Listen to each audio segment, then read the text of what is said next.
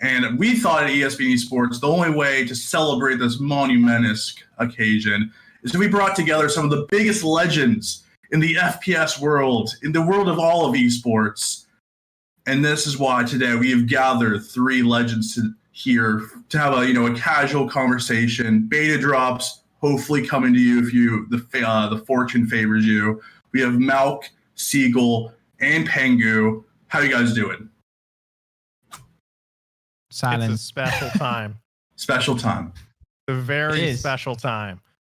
So let's go around the table really quick and just kind of give a background of where you guys come from. What's your history in FPS? What's your history in esports? Maelk, I think you've been in the esports the longest, so let's start with you. Sure. So originally a Dota pro, and this is even before Dota 2 came out, and played Dota 2 for a while. And then after TI2, which is now ages ago, at least 8 years, transitioned into working a behind-the-scenes role. Been working across every imaginable top-tier esports title, from obviously Counter-Strike and League of Legends to Call of Duty, Dota, and Overwatch, you name it. So love every esports title. Seagull? Hello.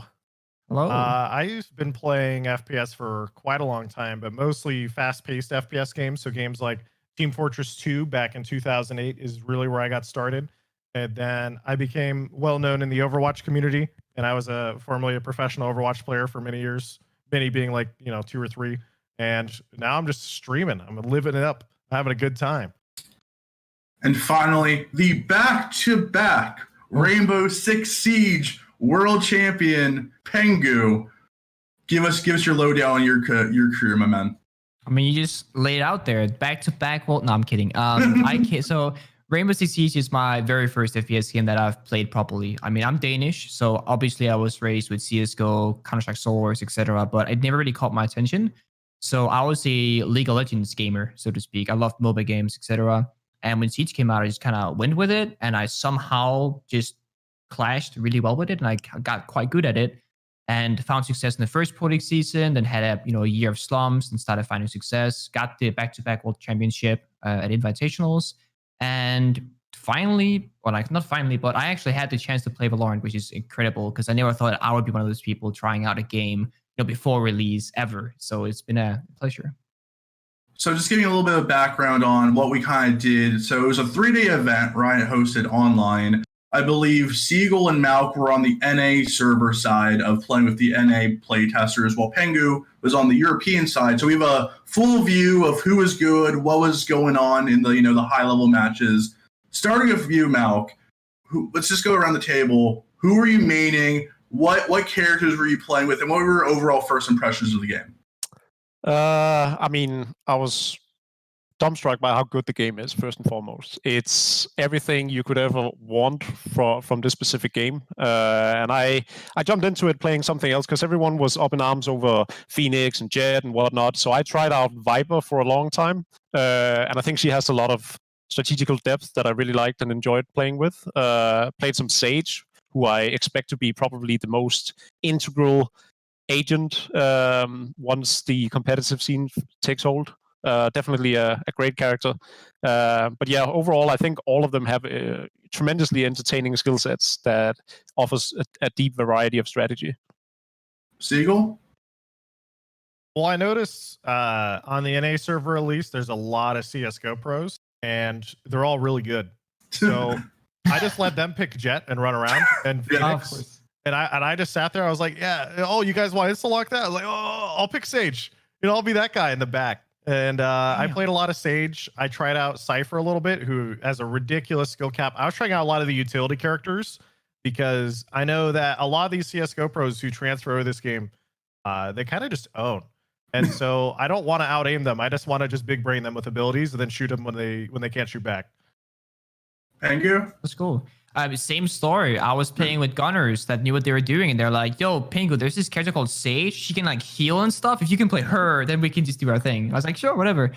My very first round, I was taught by Noisy, a current / former Fortnite pro. It's like, if you press this button, then you can make a wall, and then you won't get flanked, and then we can fight them, right? was like, I'll make a wall, hold the flank, whatever. And then a single game, somebody else wanted to try her out, so I was put on Sova, and they were like, if you drone us in, we can like entry frag, and I was like, sure. So much like Seagull, I was kind of like on utility characters and mainly was in the back, but I had my rounds where I was like, I'm sick of it. I'm just gonna go for it and like not do what I should be doing, just go for frags. So I tried a little bit of both. Here's a question to the entire table. How important are the agents? Because from my point of view, if you're simple or you're Zywoo, if you're like a godly aim player mechanically, it doesn't matter what agent you pick. You will defeat, there's no overpowered pick because it all comes down to your skill level and experience and sightline. It comes down to your mechanical skill at the end of the day. Do you agree with that? Or do you think that agents do give kind of an advantage depending on, there's a tier list of like weak and strong?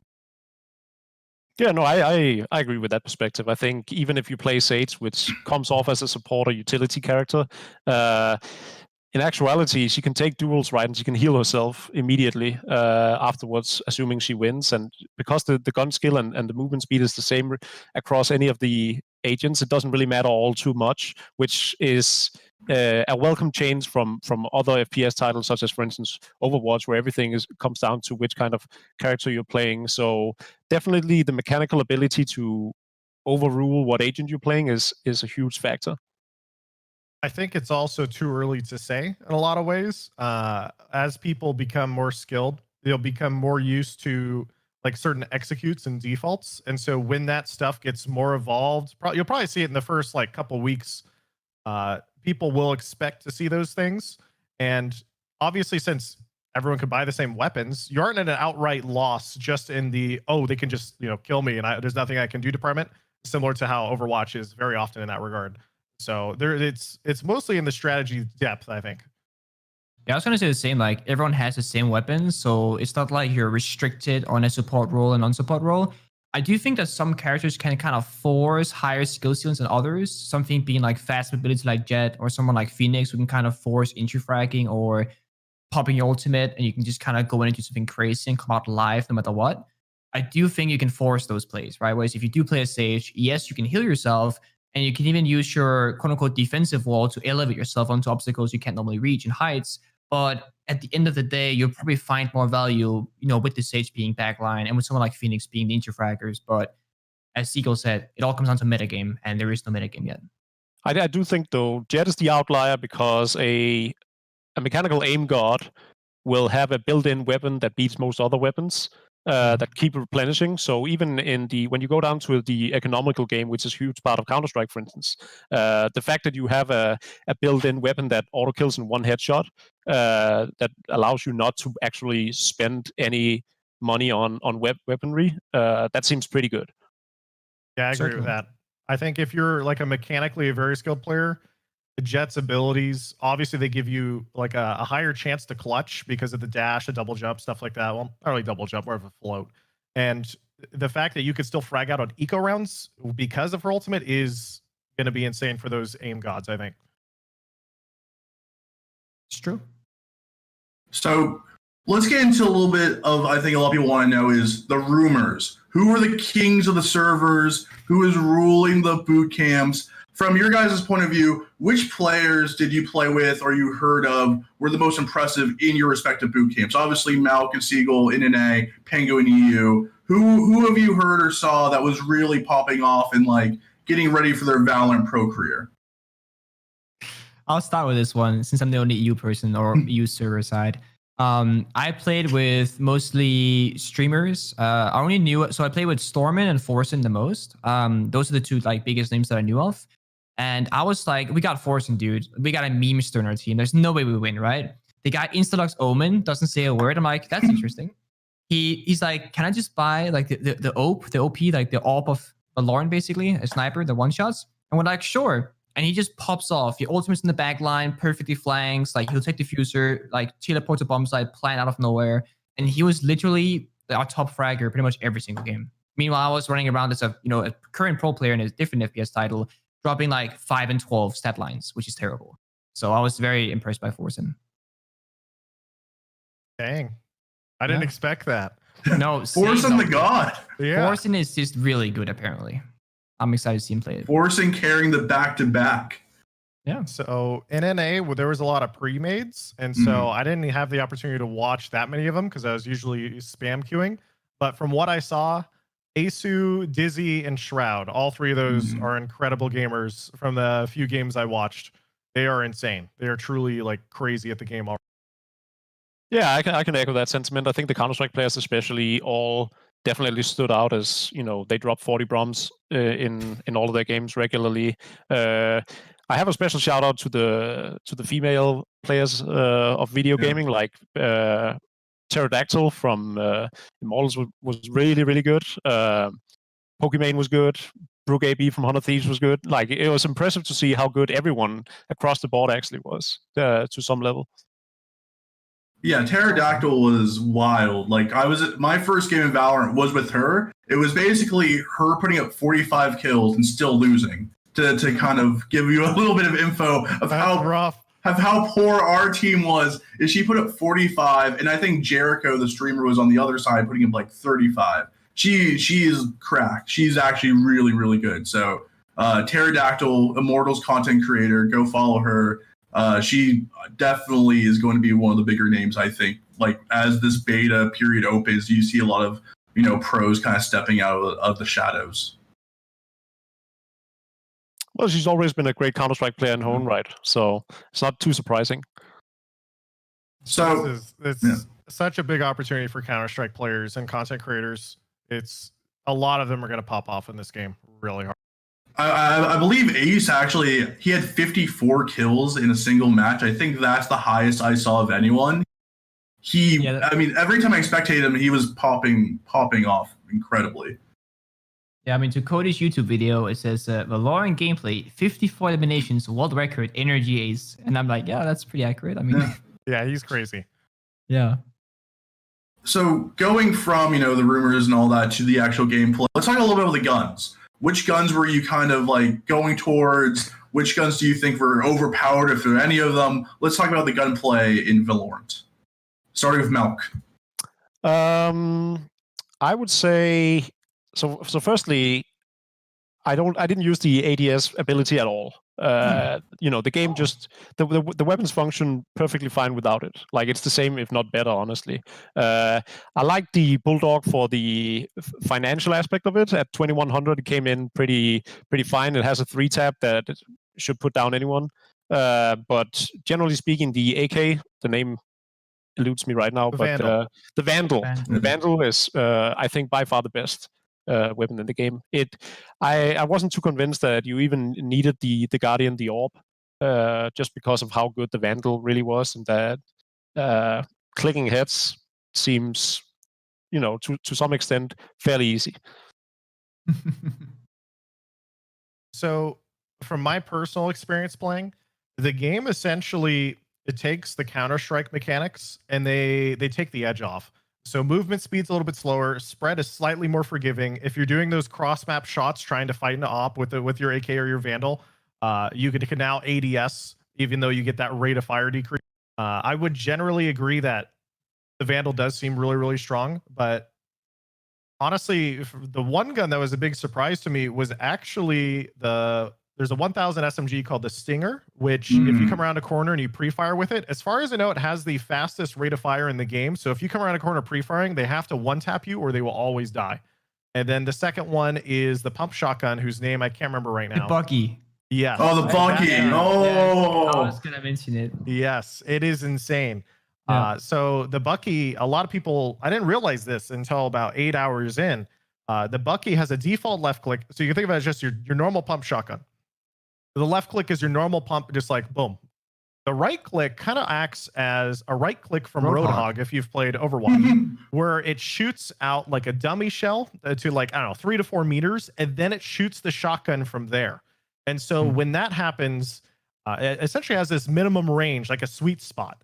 And so if you're point blank next to somebody and you right click, you'll do no damage. But if they're like 3 or 4 meters away and you right click, it's a one shot. And so if someone finds those sweet spots and they know the angles, it is a disgusting gun. It is so. playing Viper and using for instance, the Viper Ultimate with Viper's Pit, and you run around with the buggy, you can just get so many insta kills. And strategically playing around that way and utilizing the fact that your opponent can't see you, really added a different layer to the game. No, I fully agree. I mean, I was told about the buggy pretty early on by Mendo because he's in a Discord chat hanging out, and I was like, "Really? How good is it?" And he's like, "Oh, it's really good." And I tried it. Yeah, and I was the one who told him about it, dude. He told me, fair enough. And he gave me the whole like Roadhog, philosophy, and I was like, "That's kind of cool." And the first time I tried it, I was playing way too close to the wall. They walk in, I right click, and nothing happens. I'm like, the gun doesn't work, like it's broken. And then they're like, no, wait, there's a sweet spot. You got to be a little bit further back, and then you'll get the kill. And I was like, oh, fair enough. And once you adjust to it, once you learn that sweet spot range, it's really, really strong. And then in my very last game I played, I came by the Odin, actually. And I don't know if I'm just like, I like having a lot of bullets, but the Odin had very tight spread. It had fairly good damage, and the ability to not have to reload pretty much ever. And my gunfights are quite extended because I don't hit the head that much. So I thought the Odin was perfect for me. You take it, you right click, you go brrr, and then they all die eventually, right? I had a lot of fun with that gun for sure, despite being very cost ineffective. There is one more gun I like to bring up. Yeah. It's so a lot of these guns in this game, there's like 3 or 4 really close together. So you have the clear, like, okay, you have a ton of money. You're just want to buy like the Op or the Vandal or the Phantom. And so the Vandal is what we're calling the AK, one-tap headshots. The Phantom is essentially shoots faster than the Vandal. It still has the one-tap headshot, but has fall-off damage. So you don't want to take mid or long-range engagements because you're just going to get one-tapped and you can't do it back. One of the interesting guns that you brought up is the Bulldog. And there's another, these are kind of what I would call like half eco rounds or like half buy. And so those at that price point are really interesting. One is the 1700 LMG. I don't remember its name. I think it was Ares. It's Ares, yeah. Interestingly enough, so a lot of things in Valorant can be wall banged. Like you can get shot through a lot of corners and a lot of walls.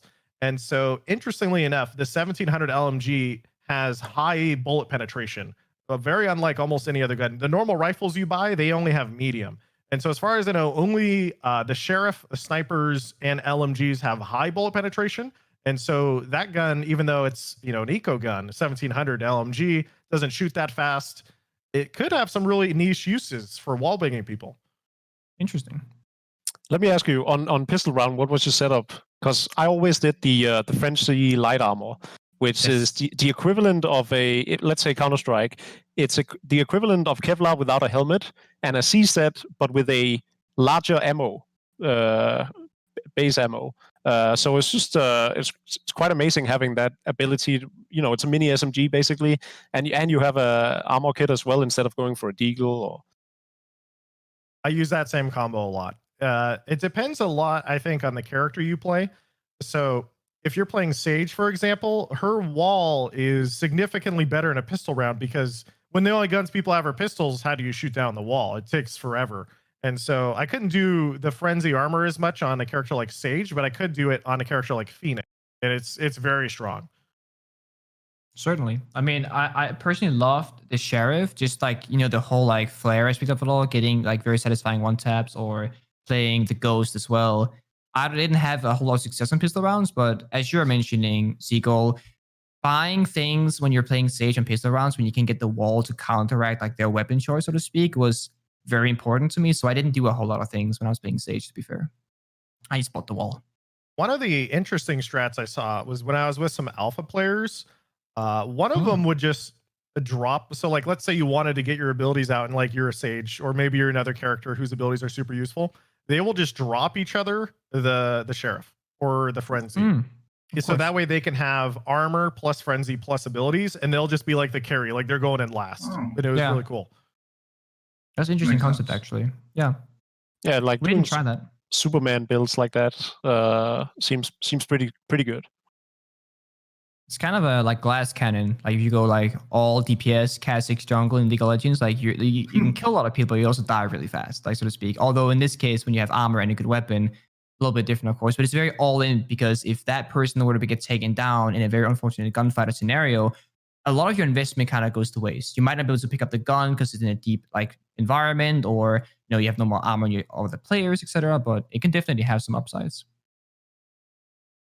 So I think everyone looking at this game, looking at the guns and talking about the gunplay, I think there's a lot of comparisons to CS, CSGO, CS 1.6. How closely is this game to Counter-Strike and to other games? Obviously, all of us have played various different FPSs. How closely is this to Counter-Strike, and how similar is the games? Because a lot of people are like, oh, this is Overwatch 2.0. And if you actually play the game, it's like this is not Overwatch at all. So can you just kind of give us your breakdown of how comparable this is to some other games? Whoever wants to start.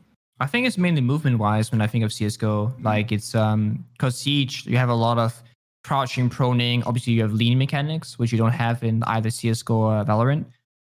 So whenever I think of Valorant, I always think of like CSGO movement, right? It's very methodical, how you scan angles, how you clear angles. It's very like, it's hard angles. You don't have all those like pixel spots with like a little bit of debris sticking out or anything like that, like in Siege. Your movement is slower, I believe, than in CSGO. So it can feel like a very slow-paced game, but the gunfights themselves are very fast-paced because they're very, very lethal, one-shot headshots, etc. So I enjoyed it. It was a different take for me coming from Siege. I will say... Oh, sorry, go ahead. This is how it begins, man. Oh, Too blind. Man. All right, I'll go. I will say, so I think CSGO, on an individual level, when we're talking about the movement and the gunplay, I think it's higher skill cap in Counter-Strike than it is in Valorant, because in Valorant, sorry, let me say that one more time. In Counter-Strike, the movement speed is faster, and so that means you can do things like jiggle peek. You can do things like sweep corners really fast. The spread is more unforgiving in Counter-Strike than it was Valorant. I described it earlier. It's essentially they took Counter-Strike basic mechanics and took the edge off. So when you take the edge off, it's like, okay, you can no longer jiggle peek quite as easily. The fact that you have a lower move speed means that your peeker's advantage, which is usually an issue in netcode, is also significantly reduced because people simply just can't come at you as fast as they used to. And so in total, I think it essentially is Counter-Strike mechanics, just it's just a little bit less. Agree. Maelk? Yeah, no, I think that's a very accurate statement. I think it'll be more forgiving to people with worse movement mechanics, and definitely also more forgiving to people with slower reflexes, just because of the movement. Like your targets inherently move slower, so I had some games where I looked like a god, whereas I imagined myself playing that in Counter-Strike against similar skilled opponents, and I wouldn't be able to do half of that. So that was like the one concern, that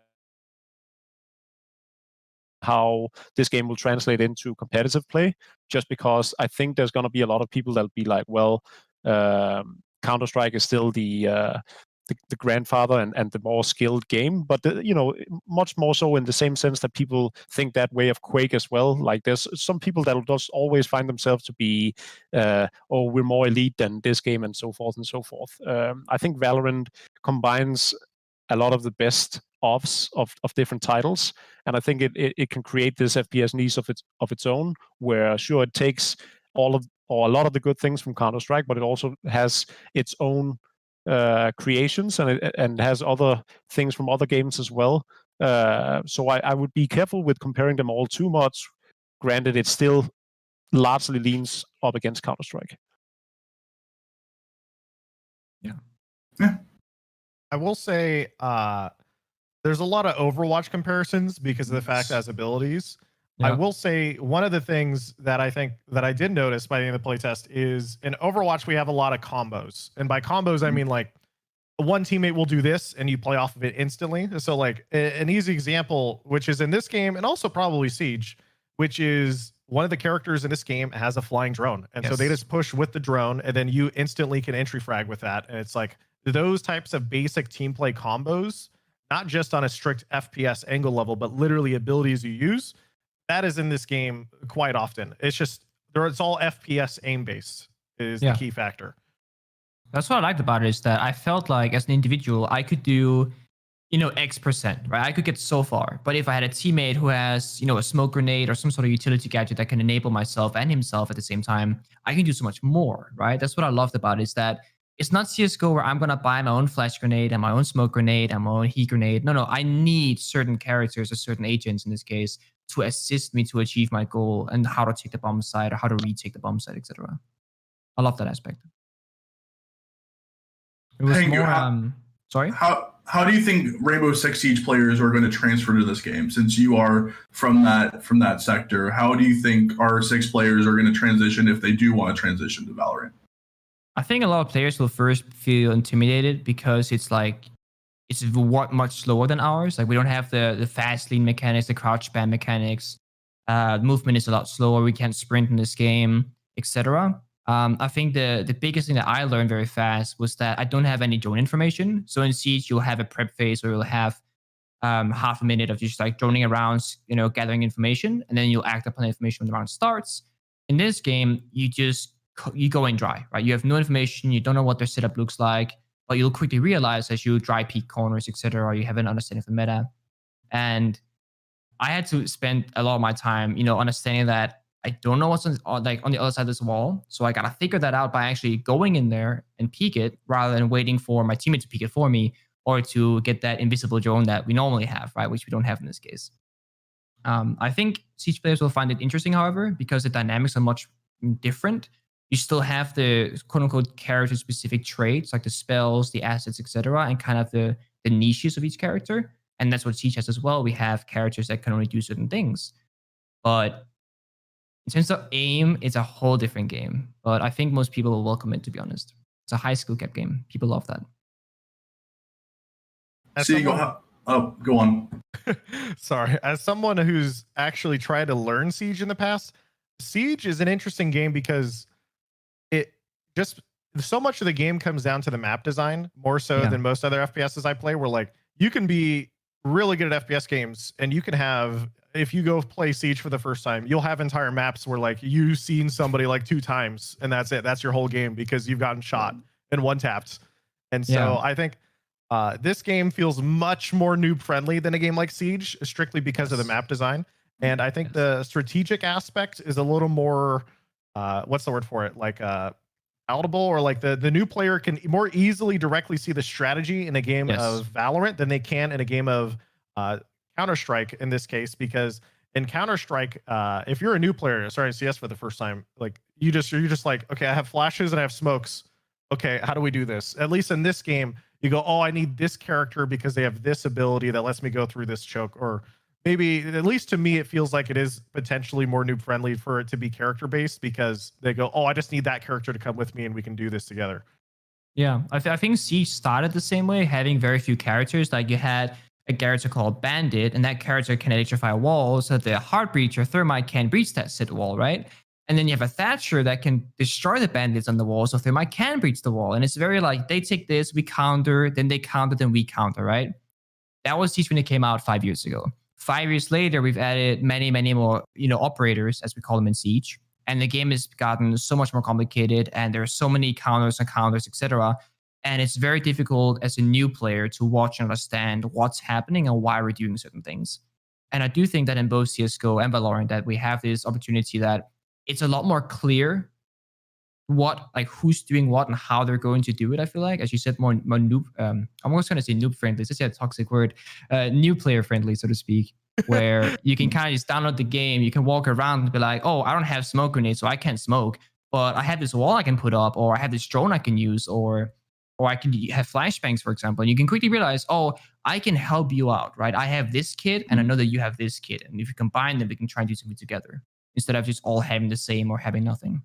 Yeah, I'm going to go out on a limb here since we are doing the comparisons and do it back to something that I know very, I was very passionate about back when I played myself. And that's the Dota to League of Legends comparison, in which I think League of Legends succeeded in being a better catch-all mechanic, whereas Dota was a very experience required, knowledge required game that took years of learning for you to even fathom what 110 heroes did, right? Whereas in League, people would specialize in singular characters, and every one of them had skill sets that leaned up against each other, and it was easier to get into, and it was free to play. And so League succeeded in building a bigger fan base and a bigger player base because it has a larger appeal to, the common man, whereas Dota very quickly became the peasants. Dota very quickly became elitist. Just a and bit. a hard game to play. But it was at the time, even myself, right? I did a tweet back in 2011 in which I called out League of Legends and said they should enjoy their last year in esports and blah blah blah blah blah. Because I was such a Dota diehard at the time. People grow up, they learn, they wisen with age, luckily. But I think we're standing in sort of a similar situation in which a lot of Counter-Strike players will be, but I've spent years mastering my aim. I've spent years figuring out how to do a remotely successful bunny hop or smoke grenade placements and, mollowing corners and all of these things. Those players will probably be more reluctant to giving Valorant an earnest attempt, whereas all of the people that keep getting, the best they can achieve is MG in Counter-Strike, and they don't know how to utilize smoke. Most often they don't waste their money on it because they die before even utilizing any of the utility. And so for a lot of people, I think Valorant is super appealing in that regard, and I think they will succeed in creating potentially the biggest player base we've ever seen. I think one of the most appealing parts of it as a new player, I've played a decent amount of Counter-Strike over the years, but it's always very intimidating, particularly as a new player who walks into one of these games later into its lifespan, because everyone knows everything, or there's so many default or set plays or this or that there's the common knowledge of the player base goes up so high, years down the line, and everyone kind of understands it. And when something starts new like this, it'll be figured out really fast, but it's sort of the hype because no one knows anything. You could be that guy who figures out the crazy flash or the smoke that goes across the map to set up this really cool push on a site. You could do all sorts of things because it's fresh. It's very true. I think that's the most appealing part for most people, and especially also competitive players as well as new players, that everyone has a clean slate. Everyone's starting at 0, you're level 0. No one has a bigger name than the other in this game. There are particular pro players, for example, that are obviously highly sought after in their skill overall. But especially as a newcomer, you are just equal, right? It's not Siege that's been out for 5 years, or CSGO's been out for many, many, many years, or Dota or League of Legends. This is a completely clean slate where you can have the opportunity to be there from the very beginning and kind of grow with the game and not have to catch up constantly. So Seagull, we had Maelk compare, his Dota background and Pengu with background. What would you say to, the bright-eyed, Overwatch League pros? Because a few of them are looking at this debut day saying, maybe I should jump ship. What would you say to the Overwatch League people or Overwatch, tier 2 players who want to jump to Valorant? How much do you think this game, the skills from Overwatch could be transferred over to Valorant? It doesn't. Easy. It doesn't. No, most of it won't. Most of it won't. That's really how it is, right? This is a tactical shooter. Overwatch is a very ability-based shooter. But just because something doesn't transfer over doesn't mean you don't have a shot. There are so many new, the best player in Valorant will not have played yet. And I think Fionn will be able to back me up with that. In his very big, large experience in covering esports. Yeah. They come out of nowhere.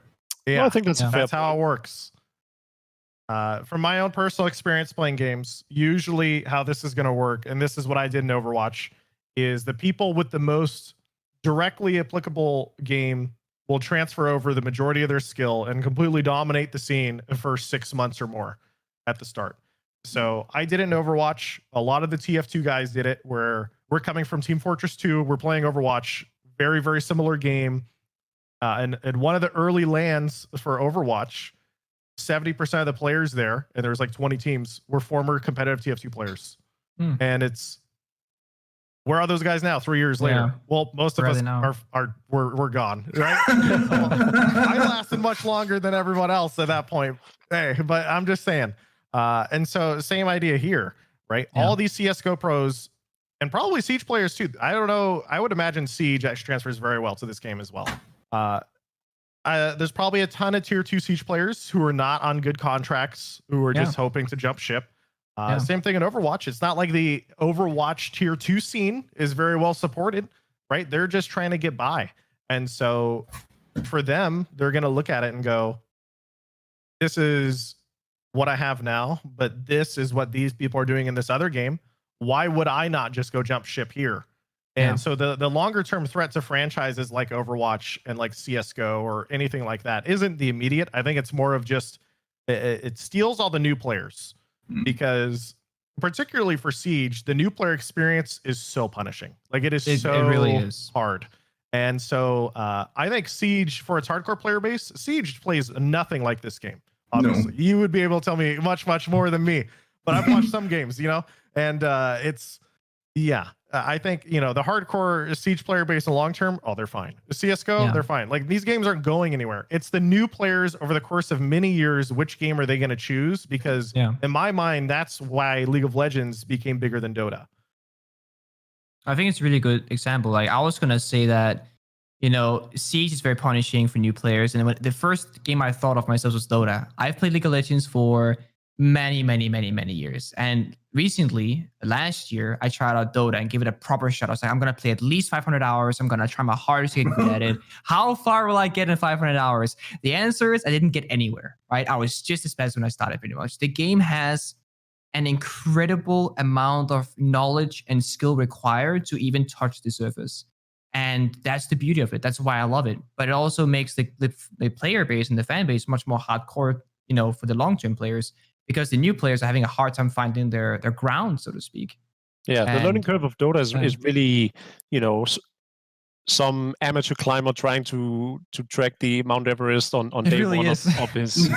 It's like impossible if you don't devote, 5-10 years of your life to playing this as your main game, and that's both a beauty and a detractor from the game itself. I mean, I used to be a professional in it. I can barely maintain mediocrity now. Like, I suck. Straight up. And that's just the beauty of games like that. And I think I expect Valorant to really succeed in assembling and gathering a lot of people, whether they come from Counter-Strike, Overwatch, Rainbow, Apex, Fortnite, and even non-FPS games like League of Legends and Dota and whatever it may be. I think this game will just appeal to so many people across everything. But I think Seagull had a great segue into something we discussed prior to going live, namely what professional players will do and how they'll arise. I think it'd be a mistake for people to change games because they're hunting an esports career, right? You got to be passionate about the game you play. It won't work if your mindset is, man, I love playing Counter-Strike, but I'll play this because the paycheck is bigger. Or Overwatch is actually my one true passion project, but my bread and butter is Valorant. Those things just don't align. Like, short term, sure, that'll be a good fix for you, but you're never going to be a world champion. You're just not. And I think a lot of players are sort of preemptively, and we've been joking about it the past couple of weeks, how people are like, oh, I'm pro Valorant. Like, okay, cool. Yeah. You want to try the game first? So I think that'd be an inherent mistake. I do think it's because of how good the game is. There won't be a lot of those cases, but I'm sure there will be some. And I think that's a shame. It is, and Siege has a very unstable tier 2, tier 3 scene, especially in North America. Like, they're known to just like swap players and teams left and right all the time, and it's almost a shame, because it's exactly why they're failing, is because they keep changing players and teams and whatnot. And it's important to understand that if you've invested so much time already in your current game, whether it's CSGO, Apex Legends, Siege, etc., and you've been in the tier 3, tier 2 scene for a while, and you see this new game come out, and you're like, oh, but I've grinded 2 years in this game and I've gotten nowhere. Now this new game is coming out. I could go to this game, and you're arguing for giving up so much previous work for a potential future of nothingness, right? You might not even reach tier 3 in Valorant when it comes around. We don't know what the formats are, what the teams are. We don't know anything really. And are you passionate about this game? Are you just following the hype for this game? Or are you just expecting a better paycheck for this game, right? Because in the end, you gotta love what you do every single day. It's gotta be a passion. It can't just be work. It can't just be like, oh, this game pays better, right? I'm a Siege pro. We don't have the biggest paychecks, but I love the game, and I chose the game over many other games, mostly because I suck at the other games, but that's not, the point. But I would love to be a League of Legends pro and make 4 times the salary, and be, who doesn't want to be Faker, right? But there is only one Faker. There is only one of him. And you can't just swap game and expect to take his place or to become that person necessarily. You can There's only one Pengu in Rainbow Six, though. There is only one. Actually, we have someone called like P3 Engu, pretty much. So like pretty much a budget me. And we have a guy called Penguin, and like we have some other penguins in there. We have a Toxbird who has a penguin logo, is a YouTuber. So that's a couple of impersonators, so to speak. Bless them. But I think it's just important to be passionate and to really love what you do. And if you don't love your current tier 3 scene, I think it's fine to swap game, right? Give it a new shot. Start over, be somebody else, have a new reputation, but don't just do it because, I might get better here. I might get a better opportunity, right? You got to follow your heart, so to speak. So, sorry. Go on, Seagull. So I will say, I also think you can build that passion though as you swap games. You can. Because like as a player, I was almost done with competitive gaming after Team Fortress 2. I was my 3rd year in university into computer science. I wasn't playing anything competitively, but I saw Overwatch and I was like, I'll give this competitive gaming thing one more shot, because it's not just about the passion side of things. It's the fact that like you see an opportunity and you feel like you can do it. Yeah. You build that passion over time. Like my very first day I played Overwatch, I was super hyped. I will say I felt even more passionate 6 months later after I got more involved in the team stuff than I was even on the first day, because once you start playing competitively, it's crazy. A whole new world. Yeah. And so, I think what I'm basically trying to get at is just because you don't feel passionate for something on the first day doesn't mean you should give up. You should actually give it a proper shot. Absolutely. There is a caveat, right? You shouldn't surrender, but you also shouldn't ignore the opportunity that arises. So what you're saying, Seagull, is that you're going to give competitive playing another shot. Another one.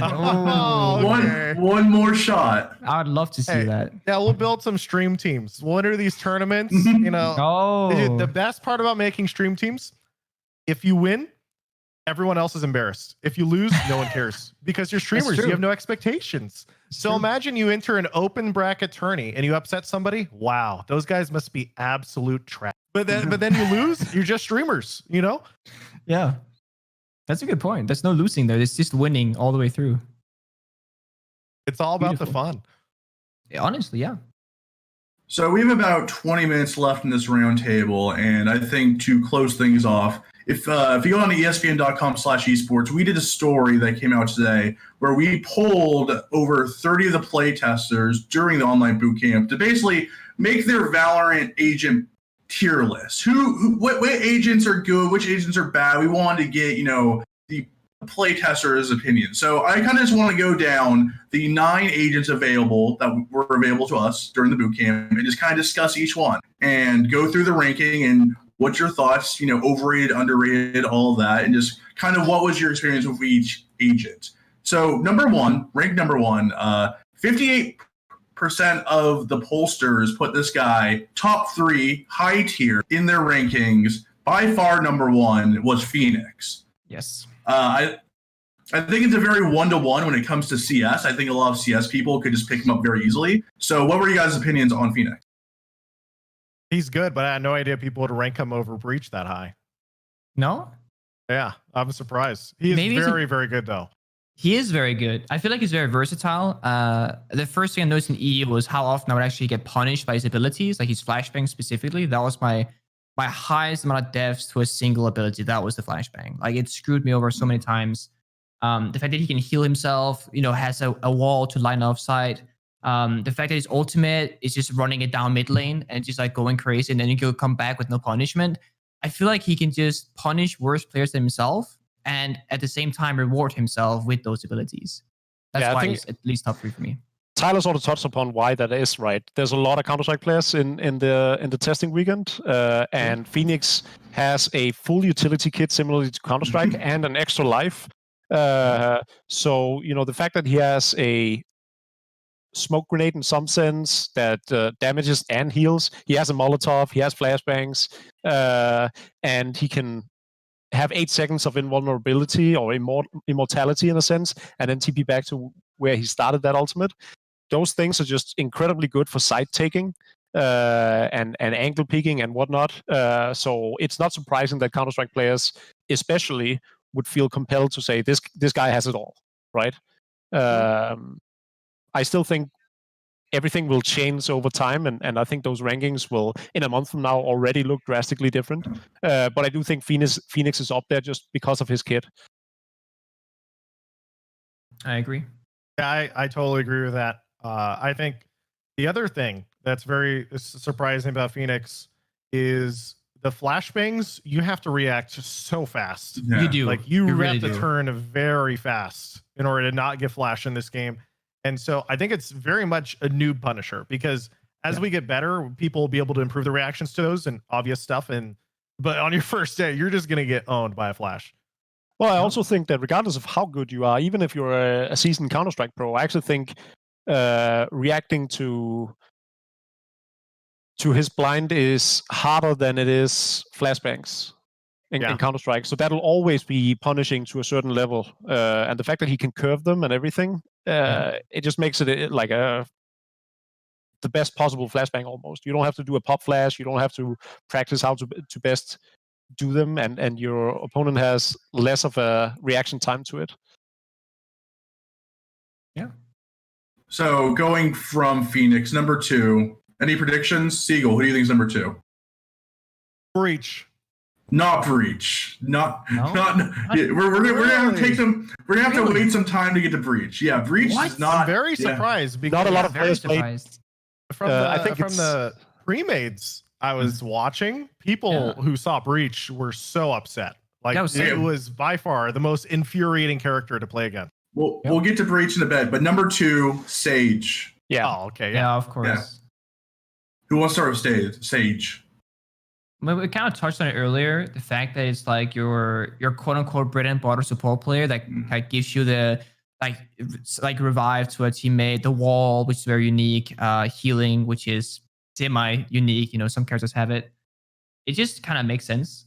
I don't know if she's gonna like over time. She could actually see a drop in play rate, possibly, seeing as people really good aim. You're not going to have healing be as much of a value as you'll be dead because headshots, or the sense that the wall might not be as effective once the meta kind of establishes. But for a new player and for the current very, very new meta, I think she has a really good place in the game. I just wonder if it'll stay. I think on the defensive side, I think she's incredibly strong in that the wall offers something that the other quote-unquote walls do not, which is actually impossible to penetrate, right? The other walls you can get through simply because they're either smokes or they expire faster than barrier orb. So I think that's a big part of why she's so good, especially when there's a 3 bomb side map. It'll allow the defensive side to focus on 2 sides rather than 1, simply because she can block off a side of her own. It's definitely more of a defender-based character or agent, more so than an attacker, yeah? Because when I was attacking with her, all I was doing is that, okay, we got an established, stable position. I'm just going to wall off our flank. You know, is anyone going to come there? I have no idea. But at least now if they do, there's a wall in front of them. So yeah, it's an interesting perspective to the game as well, how there are some agents that are so much better defensively than they are aggressively. So it'll almost be punishing for you to pick certain characters if you're playing on the offense. Yeah. And because it carries throughout the entire game, that can be kind of a balance act. I actually think Sage is the classification I think is called Sentinel, which are just extremely defensive characters. And so Sage is one, Cypher is the other one. But I'm surprised that Sage is even considered that, because the wall is actually so easy to be used offensively, to just wall off angles and then just push, and then also wall off a flank to prevent lurkers. And then you also have just how good her slow is to prevent any retakes. Although I guess retakes is really just playing defensive. So she is very, very versatile. Coming in at number 3, we have Jet. Damn. I didn't see her more than once in Europe, just saying. I Really? did not. I know that. Really? I know Really? I know NA loves her, like absolutely. I saw her a single time and she didn't do anything. You can blame the player, you can blame the agent, I don't care. But I didn't see a whole lot of her, to be fair. She was literally every game I played. Yeah. I honestly, I can imagine that. Just like thinking of it like NA meta and whatnot. It could just be the players that I played against that didn't typically want to play her. Like that's obviously I have a very low sample rate of games, but I can't speak much about her. But I know you guys can. I think the difference is that in NA, a vast majority of the testers were Counter-Strike Aggressive people or streamers that had a lot of time in FPS games, both Counter-Strike and others, and that probably just sort of enables them to want to try the most aggressive, fast-paced playstyle possible. Certainly. I mean, we had a lot of content creators. We had some FPS content creators, but mainly just like variety or other games, of course, a lot of genres. And we saw more fun in the utility-based characters that you can like do something with and just enabling your own performance, so to speak. All of the NA content creators want the biggest highlights, and Jet is the most biggest highlights of any character you're going to find is Jet. That's why I knew she'd be popular in NA. Every game in NA is Jet. Subtle jab. Hey, in Europe we play for victories. NA can play for content all day. We go for the wins. Yeah, I mean, do you win if you don't get an ace? Yeah, think about it. Yeah, I talked to the character designer for Jet, asking him like which type of player should play this character, and he was basically of Valorant, where in the right hands it's a highlight reel, in the wrong hands she's entirely useless. Yeah, very much so. And number 4, I think, is the kind of the opposite of Jet, where lots of people rank this agent mid tier, like over 50%. Brimstone. Very stable. His ult is ridiculous. Ridiculous ult. Maelk, what do you think about Brimstone? I actually thought he was, in the games I played, he oftentimes seemed pretty useless. Like people wouldn't die to orbital strike once. Like it just didn't happen. I don't know if it's because people were very quick to pick up. You can move out of it very easily. You'll have that time, and even on the, I believe on the fringe of the ultimate, you only take less damage. It doesn't actually kill. So to me, he didn't seem all that good. I don't think Stim Beacon is anything special, especially with how easy it is to headshot people. The rapid fire doesn't do much.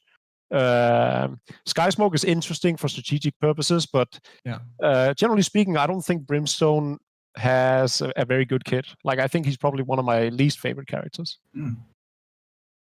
I didn't really have a chance to play him too much, but I played with alpha players who played him extremely well, and it was pretty insane. Then again, they're alpha players, so they're also really, really good.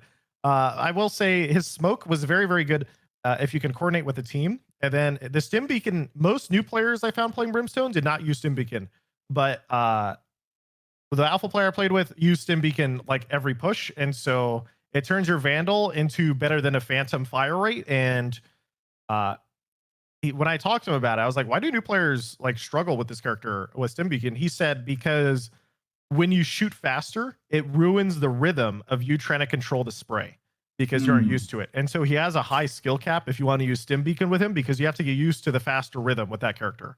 And so his orbital strike also, I never found it getting that many kills, but when it's used in any retake situation when you're defending is ridiculous, because you just use it on the bomb and it's a guaranteed win. So that was the main use I saw for it.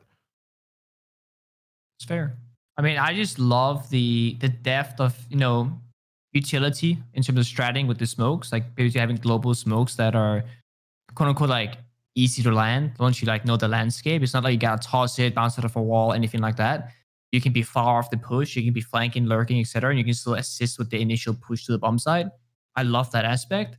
I do agree the orbital strike is kind of underwhelming unless you're playing against people that are just not really aware of their surroundings. But it has a certain niche of value, right? For the retakes, for example, or if you have key information where someone is, or if they're trapped, or whichever the case might be. But obviously, as a raw value factor, it doesn't have the highest of values. Coming in at number 5, probably the most split in the entire poll. 38% said she's high tier. 32% said she's low tier. Viper. Very decisive. Like, some thinking she's OP, some thinking she's trash. Seagull, what? Oh, okay. Pengu, start with you then. No. I want to hear Seagull first, because he has a good idea, I think. Okay. I don't want to look like I don't know anything. I think she's really good. I don't know why anyone would say that she's bad. Thank you. I think the people who are saying that she's bad probably haven't played with people who know how to play the character truly well. I played with alpha players who mained Viper, and so I had a very good Viper on my team. Yeah, I was on an A. We're in the alpha test pool, and so I became friends with the Viper main, and he was incredible. And so one of the biggest things we found was actually the Viper wall allows you, because it's reusable, a smoke wall, right? And it goes across basically half the map. It allows you to force utility from the enemy team for free, because if you start pushing with the wall, you can just back up and then you do it again and again and again, and every time it'd be like, okay, you take 2 or 3 dudes, you start running, you cast Viper wall, 1 smoke, instantly you force Sage wall on a slow, and then you just back up and you do the same thing again. Like, it's so obnoxious. Yeah, the reusability of it is really nice, in my opinion. She brings a fair bit of utility. It is situational. I love the ultimate, like the concept of it. We had a scenario where we're in a 1 versus 1, and we had the spike, the diffuser, the bomb, whichever you want to call it. It was dropped on the floor by an attacker, and you can just pop the ultimate like on top of it, and they have to challenge you pretty much, unless they have utility cleared, of course.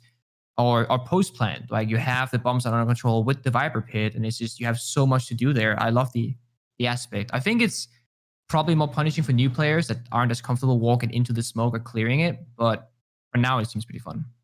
Yeah, I think that'll be the biggest question mark to me. I'm a Viper main myself, 8 games played. Nice. Whoa. Nice. But I especially, same way Seagull mentioned, but also the fact that, so there's every round has a fairly long buy time, or warm-up period. And what I really liked about her is that you can use her utility on one side and pop them down, and you can actually leave the side and through comms just have your teammates tell you when to activate them if need be, which allows for a different depth of strategy, because now suddenly 2 of her abilities are global. And then, I think her ultimate is incredibly good. It's almost impossible to retake in her ultimate, and it's incredibly fun to follow, weaving in and out of her toxic pit and killing people. I think that hero is gonna see an immense amount of highlight plays with her ultimate. Like, she's incredibly interesting and multifaceted. I agree.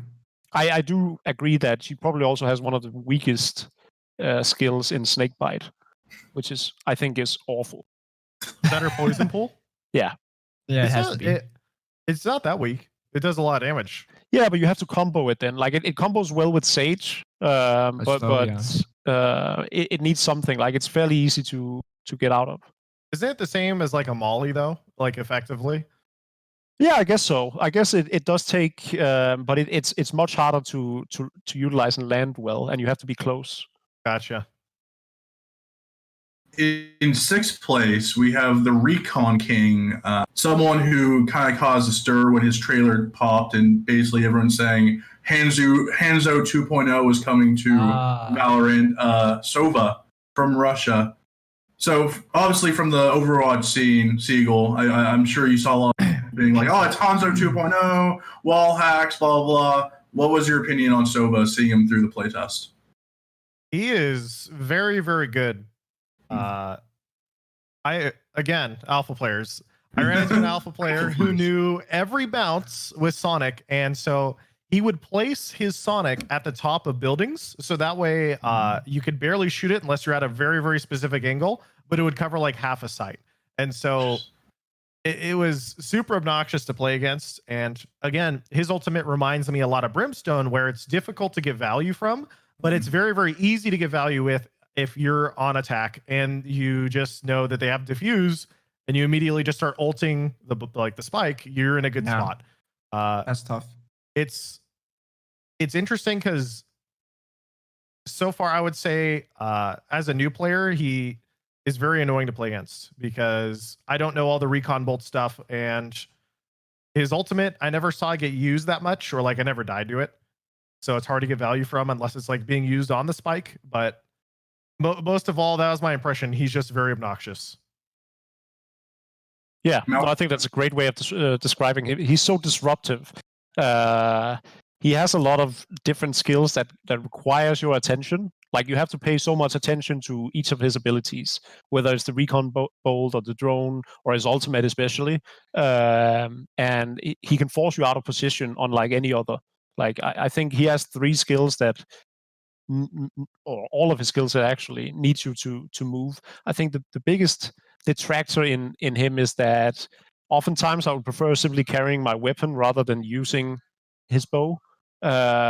So in some way or shape, I think maybe it's almost as if it's too much. Like you're so disruptive, but you don't actually have the damage to back it up. Where you could just, if I had my Vandal out, 9 out of 10 times, I'll probably get a kill rather than just seeing where they are. So that's my biggest gripe with him is I'm not sure that he's balanced to a point where it doesn't make more sense to simply have your weapon out. Makes sense. That makes sense. Yeah. Number 7, still not Breach for Breach, just creeping down the rankings. Was this a day 1 vote? This was at the end of the boot camp. This is populated throughout over 30 people in the play test answered this. Number 7, Cypher, the Intel King. Oh, yeah. So Cypher's abilities, he's got tripwires that allow you to get detected. I played about a day of Cypher. He has the tripwires, he has a camera, and he has essentially a hollow smoke that makes noise if anyone tries to push it. And so he is definitely an Intel King.